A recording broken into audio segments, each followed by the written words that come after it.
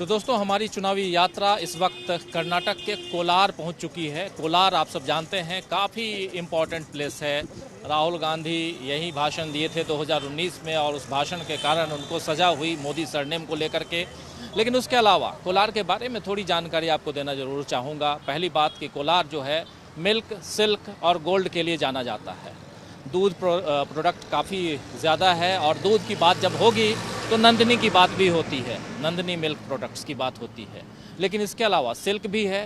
Gold mines की बात जहाँ तक है तो यहाँ से लगभग, ये मेन शहर है, मेन शहर से लगभग 30 किलोमीटर की दूरी पर गोल्ड माइन है, कोलार गोल्ड फील्ड जिसे कहते हैं। लेकिन 2001 में कोलार गोल्ड फील्ड को बंद कर दिया गया। लगभग 150 साल तक जिस माइन से गोल्ड निकाला गया, और हिंदुस्तान ही नहीं पूरी दुनिया में लगभग 9,900 टन यहाँ से सोना निकाला जा चुका है और अभी भी वहाँ सोना है। लेकिन चूंकि सोने की कीमत इतनी कम हो गई कि निकालने की कीमत उससे ज़्यादा हो गई थी, इसीलिए ये तय किया गया सरकार की तरफ से कि अब इस माइन को अभी यहीं स्टॉप किया जाए। तो उसके बाद से 2001 के बाद से कोलार से गोल्ड माइन, गोल्ड का खनन नहीं होता है। खैर, गोल्ड की बात अगर हम करें तो यहाँ एक दूसरा गोल्ड भी है, और वो गोल्ड है सियासी गोल्ड। सियासी गोल्ड में आपको पहले बता चुका हूँ कि राहुल गांधी ने ऐसा भाषण दिया। यहाँ से ठीक 6 किलोमीटर की दूरी पर वो जगह भी है जहाँ राहुल गांधी ने वो ऐतिहासिक भाषण दिया था, जिसके कारण राहुल गांधी को सज़ा हो गई, 2 साल की सज़ा, और जिसकी जो सुनवाई है वो आगे बढ़ रही है। अब हाई कोर्ट में राहुल गांधी के केस का मामला है, मोदी सरनेम का मामला, जिसमें उन्होंने कहा था कि आखिर क्या कारण है कि सारे मोदी जो हैं, उनका सरनेम, मोदी सरनेम वाले जो हैं वो चोर हैं। खैर, लेकिन अब ये केस हाई कोर्ट में है और अब अभी जो दूसरा केस चल रहा है वो है चुनाव का, और चुनाव में कौन जीतता है कौन हारता है ये तो समय तय करेगा। लेकिन कोलार डिस्ट्रिक्ट एक लोकसभा भी है, और एक लोकसभा के अलावा, और लोकसभा में अभी इस वक्त बीजेपी का शासन है, यानी बीजेपी का एमएलए जो एमपी जो है वो जीत के आया हुआ है। लेकिन उसके अलावा 6 यहाँ पर लेजिस्लेटिव असेंबली हैं, यानी 6 एमएलए हैं, और उसमें से ये कोलार में इस वक्त सिटिंग जो हैं वो जेडीएस के हैं, जो अब कांग्रेस में आ चुके हैं। और अब यहाँ अलग अलग मिली जुली प्रतिक्रिया आ रही है कोलार को लेकर के। कोई कहता है कांग्रेस, कोई कहता है बीजेपी, कोई कहता है जेडीएस, यानी ट्रायंगुलर फाइट भी हो सकती है। और चूंकि ये जगह पीछे, ये हर जगह, हर सिटी में आपको पता होगा कि घंटा घर या ऐसा एक सिटी का एक अपना वो होता है, सिंबल होता है, वो सिंबल कोलार में भी है। कोलार हम लोग स्पेशली आना इसलिए भी चाहते थे क्योंकि ये ऐतिहासिक जगह हर ढंग से है। केजीएफ फिल्म आपको याद होगी, वो फिल्म भी यहीं बनी हुई है, और केजीएफ का मतलब ये कोलार गोल्ड फील्ड, लेकिन वो फिल्म कुछ और है, फिक्शन है, और यहाँ रियलिटी है। इस रियलिटी को हम टेस्ट करने की कोशिश कर रहे हैं। हमारे साथ लगातार पिछले 4-5 दिनों से प्रशांत टंडन जी जुड़े हुए हैं। प्रशांत जी, आपका स्वागत करता हूं इस कार्यक्रम में। और हमारे साथी संकल्प मल्होत्रा जी भी हैं, और लगातार हम लोग, और कैमरे के पीछे फारूक हैं ही। अब सीधा यहाँ के कुछ लोगों से हम लोग बात करें प्रशांत जी, लेकिन आपकी पहली प्रतिक्रिया लेना चाहूँगा कि क्या कुछ आप देख रहे हैं कोलार में? कोलार जैसा आप बता रहे थे, बहुत दिलचस्प सीट है, दिलचस्प जगह है पॉलिटिकली, ना कि केवल राहुल गांधी की वजह से ये चर्चा में आई गोल्ड फील्ड है।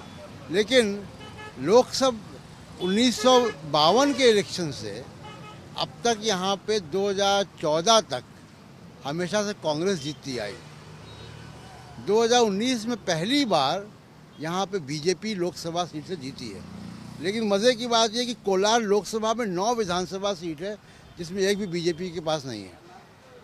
तो जिसमें 6 कांग्रेस के पास हैं, 2 जेडीएस के पास हैं और 1 इंडिपेंडेंट है।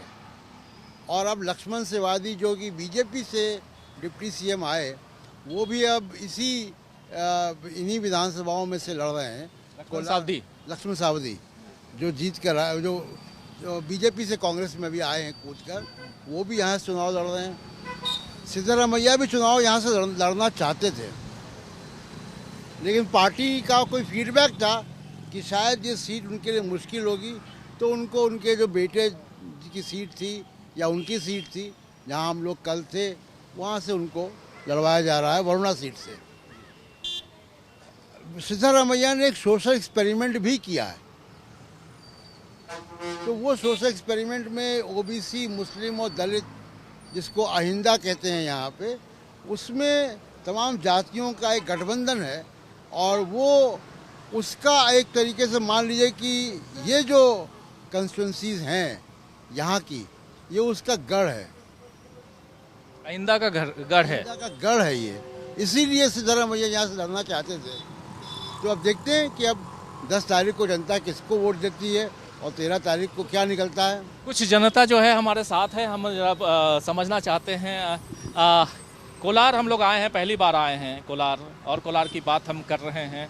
आपसे समझना चाहूँगा कि पॉलिटिकली क्या देख रहे हैं यहाँ पर।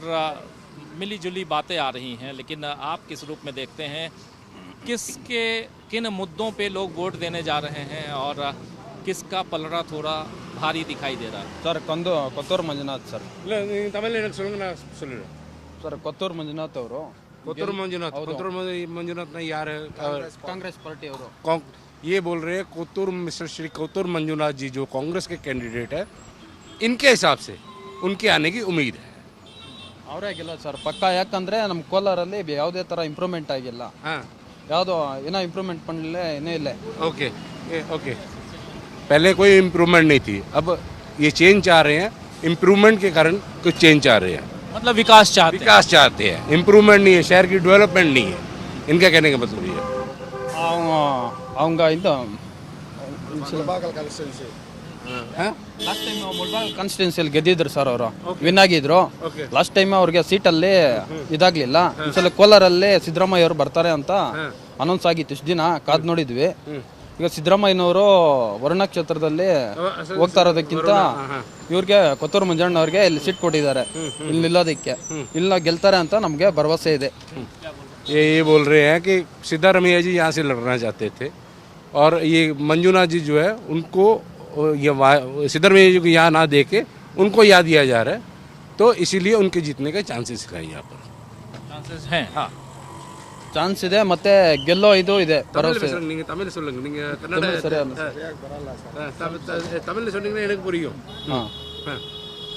ಅದೇ ಕೊತ್ತೂರು ಮಂಜಣ್ಣ ಅವರು ವಿನ್ ಆಗ್ತಾರೆ. 3 ಕಡೆನೂ ಮೂರು ಇದನ್ನು ಸ್ಟ್ರಾಂಗ್ ಆಗಿದ್ದಾರೆ ಪಕ್ಷನೂ. मतलब इनका कहने का मतलब जो मंजुनाथ जी है वो यहाँ स्ट्रांग कैंडिडेट है और उनके जीतने की ज़्यादा उम्मीद है यहाँ से, इसीलिए सिद्धारमैया जी वहाँ से लड़ रहे हैं और मंजुनाथ जी यहाँ से लड़ रहे हैं. सिद्धारमैया अपनी जगह से लड़ रहे हैं. सिद्धारमैया का वो क्षेत्र भी है वरुणा, और वहाँ से लड़ रहे हैं. कल हम लोग थे भी वरुणा में और आप लोगों ने वो वीडियो भी देखे होंगे और न्यूज़ पॉइंट में भी हम लोगों ने उसकी चर्चा की थी. लेकिन जब हम कोलार की बात कर रहे हैं तो कोलार की परिस्थितियां बिल्कुल बदली हुई नज़र आ रही हैं. कोलार से चाहते थे सिद्धारमैया चुनाव लड़ना, जैसा प्रशांत टंडन जी भी कह रहे थे.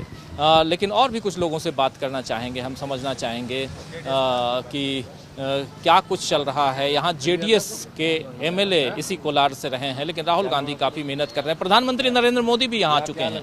यहाँ 2-3 महत्वपूर्ण बातें रही हैं प्रशांत टंडन जी. एक तो राहुल गांधी 20,000 करोड़ रुपए किसके हैं, यहीं पे इन्होंने, उसके बाद से राहुल गांधी ने कहीं नहीं बोला है. लेकिन कोलार में जब राहुल गांधी अभी भाषण दे रहे थे पिछली दफ़ा, तो उन्होंने पूछा था कि प्रधानमंत्री जी इधर उधर की बात मत कीजिए, पहले बताइए कि 20,000 करोड़ रुपए किसके हैं. दूसरी बात, प्रधानमंत्री नरेंद्र मोदी भी यहीं से हमला करते हुए नजर आए.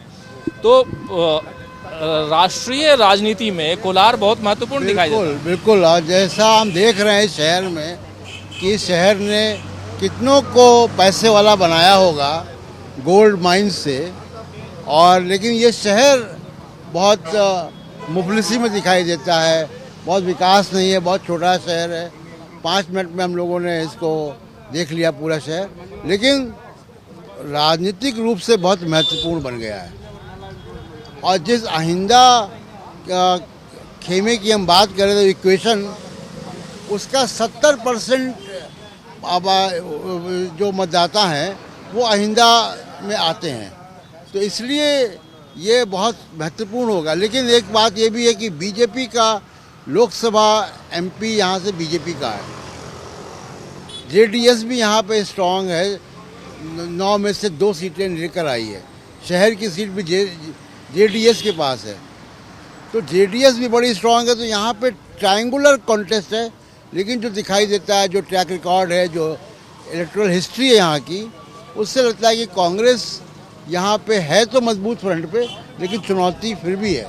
जी, चुनौती कांग्रेस को बहुत ज़्यादा है, थोड़ा और भी मला इन कॉन्स्टिट्यूंसी पे है ना मुलबागल लास्ट ये टाइम क्या दे रहे हैं कि यहाँ के जो भी कांग्रेस के कैंडिडेट है ना मंजुनाथ जी, वो मुलबागल कॉन्स्टिट्यूंसी में पहले गोल्ड फील्ड जो है, हाँ no no no that is different, Mulbagal अलग है।